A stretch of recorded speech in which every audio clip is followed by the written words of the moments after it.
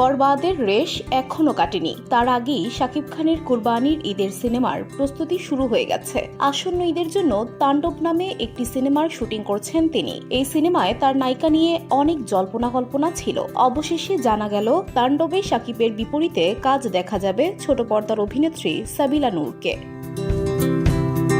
তাণ্ডব সিনেমাটি নির্মাণ করছেন তুফান সুড়ঙ্গ খ্যাত নির্মাতা রায়হান রাফি। সিনেমা সংশ্লিষ্টদের প্রত্যাশা, প্রিয়তমা, তুফান, বরবাদের পর তাণ্ডব দিয়েও বাজিমাত করবেন শাকিব খান। তাণ্ডবে সাবিলার বিষয়টি প্রকাশ্যে এসেছে শুটিং চলাকালীন সোমবার ২৮ এপ্রিল দুপুরে লিক হওয়া কয়েক সেকেন্ডের ফুটেজে।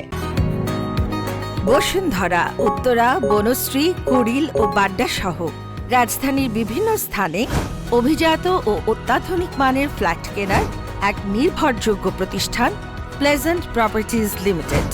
তাই আপনার স্বপ্নের আবাসনের জন্য আজই যোগাযোগ করুন। Pleasant properties limited, where destiny matches eventually.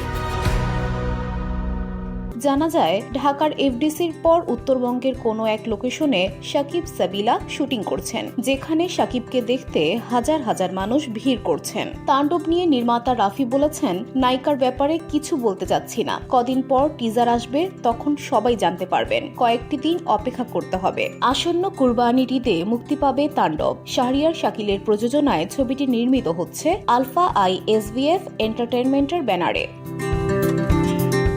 VOD Bangla news desk.